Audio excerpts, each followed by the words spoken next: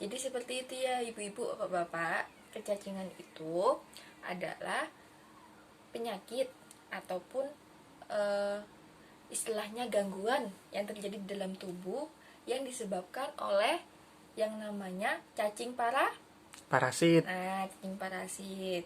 Cacingnya 3 itu tadi yang saya sebutkan ya, itu diingat-ingat. Pokoknya kalau kemana-mana harus pakai sandal, soalnya telur cacing itu bisa hidup di Sela-sela kaki. sela-sela kaki, betul. Nah, selanjutnya saya akan bertanya dulu deh sebelum saya lanjut ke materi yang setelahnya ini. Saya mau bertanya sama Bapak Arfi dan Bapak Solikun. Saya mau tanya pengalamannya nih, gimana sih pengalaman bapak-bapak ini dalam menangani anak yang sakit? Saya mulai dari Bapak Arfi dulu, gimana cara menangani anak yang sakit? Tergantung sakitnya. Hmm, Biasanya untuk awal-awal cuma dibawa ke bidan desa aja udah cukup. Nanti tinggal rujukannya gimana. Apa perlu obat atau bawa ke puskesmas atau gimana. Alhamdulillah nggak pernah sengsara sih. Cuma ibunya yang panikan. Harus kesini harus cepet gitu, Bu.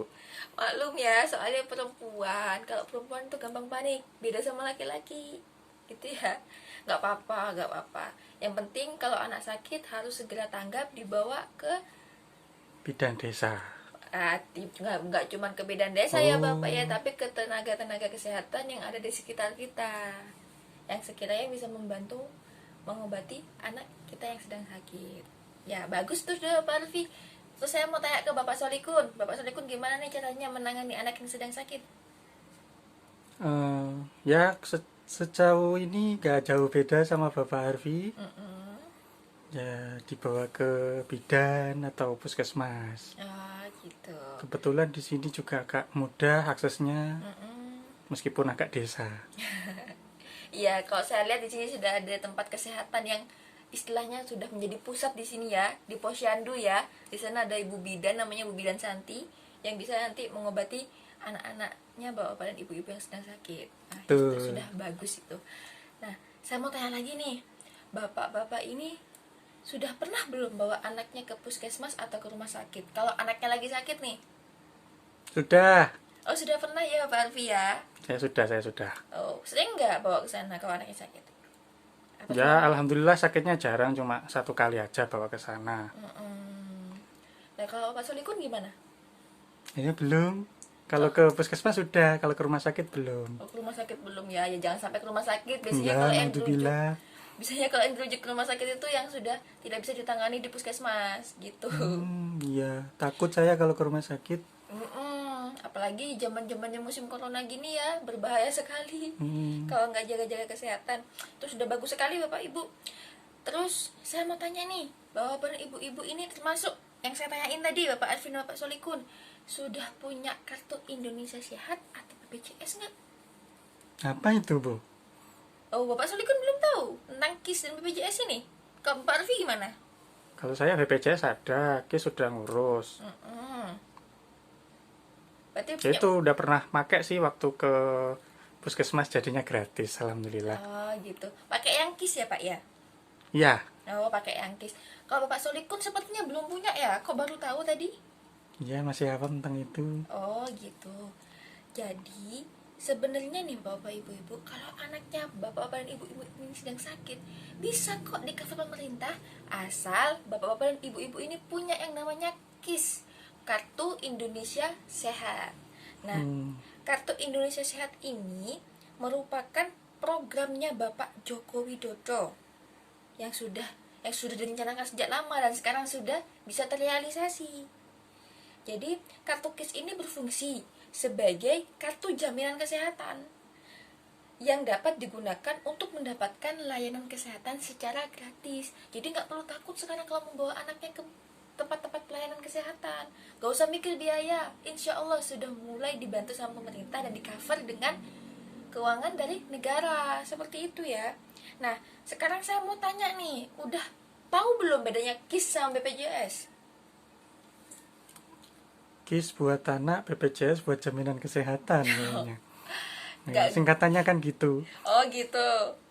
Hmm, kurang tepat ya Bapak ya. Sebenarnya begini. Sebenarnya KIS sama BPJS itu sama-sama asuransi kesehatan, pelayanan kesehatan yang bisa memberikan pelayanan kesehatan secara gratis untuk kita warga Indonesia. Hanya saja bedanya kalau KIS ini untuk masyarakat yang kurang mampu, jadi nggak ada iurannya. Tapi kalau BPJS ini asuransi kesehatan mandiri. Setiap bulannya itu akan diminta yang namanya iuran. Iurannya pun bertahap, nggak cuman satu jenis aja, ada 3 jenis, ada 3 kelas. Kalau kelas yang pertama itu yang paling mahal. Sekarang itu harganya 80.000. Ya, yang kelas 1 itu ya. Yang kelas 1, jadi nanti kalau misalkan kita berobat dengan BPJS yang kelas 1, kita bisa mendapatkan fasilitas kesehatan yang bagus. Misalnya kamarnya VIP, terus pelayanan kesehatannya, obat-obatnya juga jauh lebih bagus. Gitu ya. Yang saya tahu ini ya. Kalau misalnya yang kelas 2 itu iurannya kalau nggak salah sekitar 40 ribuan mungkin ya, kalau nggak salah sekarang ya. Soalnya emang agak berubah-berubah ini iurannya BPJS. Kemarin dinaikin, sekarang diturunin lagi. Nah, kalau untuk yang iuran ketiga ini yang paling murah. Ya, itu yang saya ikut itu. Ya, yang paling murah ya, harganya 25.000. Kalau misalnya bapak dan ibu-ibu masih agak keberatan untuk mengikuti BPJS, nggak apa-apa, bisa ikut KIS, yaitu Kartu Indonesia Sehat. Boleh tanya, Bu? Boleh, bagaimana Pak? Ya, kalau misalkan kayak saya kan punya dua-duanya, itu baiknya gimana? Apakah kan sebenarnya sama aja kan dua-duanya itu fungsinya. Jadi kalau saya punya dua, yang satunya kayak nggak berfungsi dong, Bu. Kalau saya mau nggak bayar, nggak mau iuran, berarti cuma pakai KIS. Kalau mau iuran ya pakai BPJS gitu. Atau cukup mengaktifkan salah satu aja harusnya. Kalau saran saya sih lebih baik aktifkan salah satu Pak. Soalnya kan dua-duanya sama-sama asuransi kesehatan dan sifatnya sama-sama gratis. Cuman bedanya nggak usah bayar yang KIS, yang satunya itu pakai pembayaran iuran per bulan. Setelah Bapak, kalau misalnya Bapak sudah tidak kuat dengan pembayaran iurannya per bulan dari BPJS, silahkan berhenti, nggak apa-apa. Jadi pakai yang KIS aja. Nih, berarti untuk Pak Solikun itu baiknya yang KIS aja. Ya, biar nggak usah iuran.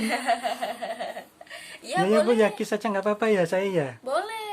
Bahkan kalau bisa orang-orang PKH ini seperti bapak-bapak dan ibu-ibu harusnya punya KIS. Jadi biar kesehatan juga dijamin. Gak cuma masalah ekonomi yang dijamin sama pemerintah, tapi juga Kesehatan.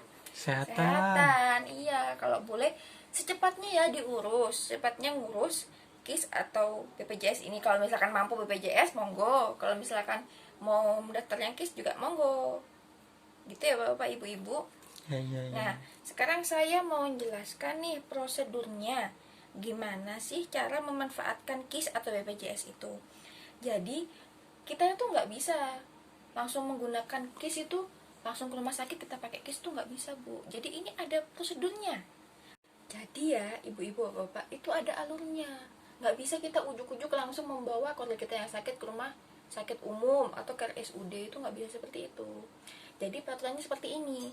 Biasanya nih ya, di kartu KIS atau BPJS itu ada yang namanya Vaskes tingkat 1.